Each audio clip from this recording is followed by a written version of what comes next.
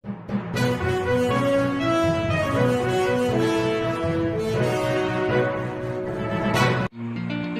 Active 2 in 1 fabric safe original fresh. तो आज ही ले। नमस्कार दोस्तों, दनिश पद के साथ मैं नरेंद्र बसंत एक बार फिर से स्वागत करते हैं आपका अपने चैनल में। दर्शकों, आपको याद होगा 25 अगस्त का दिन बक्सर के रेलवे के प्रांगण में जो है एक दिवसीय धरना दिया गया था और इसका जो मुख्य संयोजक थे रेल बचाओ देश बचाओ के संयोजक राष्ट्रीय संयोजक डॉक्टर निशाद अहमद जी, और आज हमसे बातचीत करने के लिए जुड़ चुके हैं। और सबसे पहले तो इनसे मेरा सवाल ये रहेगा कि जो 25 अगस्त को आप लोग धरना प्रदर्शन किए उसका क्या सकारात्मक पहलू निकल कर आया? धन्यवाद। सबसे पहले मैं बधाई देता हूं आप मीडिया बंधुओं का कि 25 अगस्त को रेल बचाओ देश बचाओ निजीकरण के खिलाफ एक ऐतिहासिक जो धरना हुआ, उस धरने के माध्यम से पूरे देश में एक मैसेज गया कि नहीं, यह सकारात्मक पहलू है। मौजूदा सरकार दिन पर दिन राष्ट्रीयकरण जो हमारे पूर्वजों के द्वारा ये बनाई गई संपदा जिसमें रेल भी होता है, एक बड़ा रेल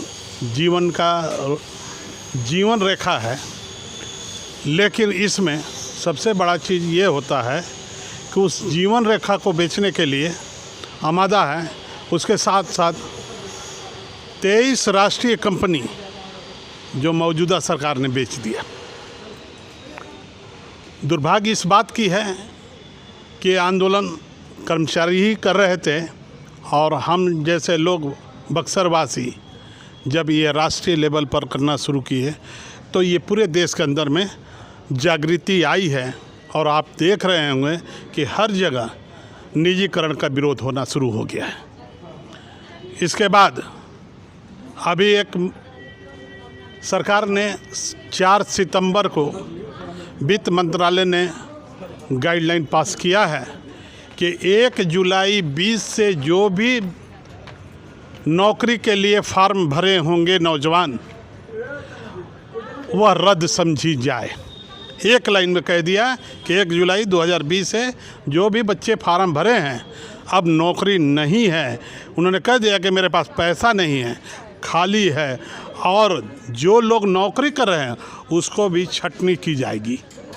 इसका कारण क्या है? क्या कारण है कि सरकार कह रही है कि हम नौकरी नहीं देंगे? अब कारण आप तो सरकार तो पहले कही कि अपने अगले सरकार को कह रही थी कि 60 साल 70 साल में आपने कुछ नहीं किया, बेरोजगारी है, हम आएंगे तो 2 करोड़ नौकरी देंगे।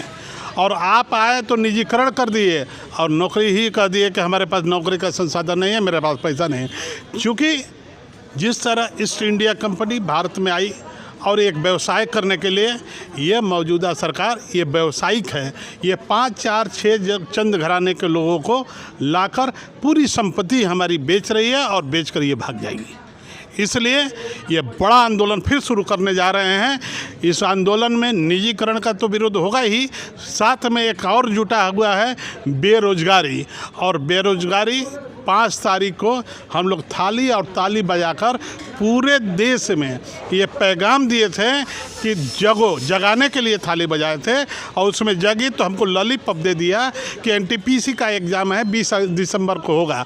ये लॉलीपॉप है, कुछ नहीं देने जा रहे। अभी 4 सितंबर की इनका मामला आ गया तो मैं आपको ज़रूर आपके माध्यम से ये कहना चाहूँगा कि ये लॉलीपॉप बंद कर दीजिए। और ये छात्र नौजवान जग चुका है और देश आपको सत्ता पलट देगी।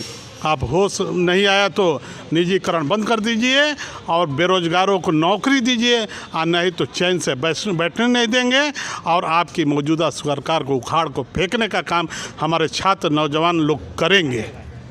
तो अभी जो है सरकार जो ऐलान की है कि अब हमारे पास कोई जॉब नहीं है इसलिए आपको नहीं देंगे। अगर सरकार जॉब अगर नहीं देती है तो आपका अगला मुद्दा क्या होगा? जिस तरीके से आप 25 अगस्त को धरना प्रदर्शन किए थे उसका एक सकारात्मक पहलू रहा और बड़े बड़े न्यूज़ चैनल में इसको दिखाया, तो फिर आपका अगला कदम क्या होगा जो 4 तारीख को आया सरकार का बयान कि जॉब नहीं देंगे? ये अभी इस 18 तारीख को हम अपने साथियों को, क्रांतिकारी साथियों को हमने बुलाया है। 18 सितंबर 18 सितंबर को 18 सितंबर को रूपरेखा तय कर ली जाएगी कि अगला कदम उस रोज़ हम घोषणा करेंगे प्रेस मीडिया के माध्यम से कि अगला डेट कौन सा होगा और हम ये आंदोलन स्टार्ट फिर करेंगे। और वह आंदोलन में सारे बेरोजगार नौजवान संख्या से ज़्यादा संख्या में वह भी रहेंगे और निजीकरण में जितने साथी हमारे थे वह भी रहेंगे और देश की जनता अब घर में अब बैठेगी नहीं, वह भी हमारे साथ रहेगी। और आप भी इसको बखूबी आप लोग दिखाते हैं, पैगाम पहुंचाते हैं और ये देश को बचाने के सवाल पर आप भी हमारा सहयोग कीजिए। और चूँकि कुछ मीडिया बिक चुकी है, मैं उनसे उम्मीद नहीं करता हूं, लेकिन जिसके पास ज़मीर है, जिंदा है, उससे ज़रूर निवेदन करेंगे कि अपना वक्त निकालिएगा। और 18 तारीख को मैं घोषणा करूंगा कि अगला आंदोलन किस तारीख को होगा। कैसे आप कह सकते हैं कि मीडिया बिक गई है? नहीं, ये तो पूरा देश में मीडिया नहीं बिक गई तो खाली रिया चक्रवर्ती या कंगना रनावत अब पर ही डिस्कस खाली होता है, पुलवामा पर डिस्कस नहीं होता है, चीन बॉर्डर पर हमारे सैनिक मारे जाते हैं उस पर, बेरोजगारी पर डिस्कस नहीं होता, निजीकरण पर डिस्कस नहीं होता। ये क्या है? ये सरकार अपने चंगुल में, चूँकि मीडिया बिक तो गए हैं, उनके जो चुनिंदा उनको डर है कि हमारी लाइसेंस को रद्द कर दी जाएगी, इस डर से बिके हुए हैं, या ना कि कोई डंडा से लेकर उनको डराया है, इस डर से बिके हुए हैं। इसलिए हम कहते हैं कि डर छोड़िए। जिस तरह गांधी जी ने असहयोग आंदोलन छेड़ा था कि हम किसी भी ऑफिस में जाएंगे, काम नहीं करेंगे, ऑफिस जाएंगे, इसी तरह अब हम लोग का आंदोलन चरणबद्ध तरीके से चलेगा और 47 का पहले वाला वो आंदोलन फिर शुरू होगा इस देश के अंदर में। जी बहुत बहुत धन्यवाद सर। धन्यवाद।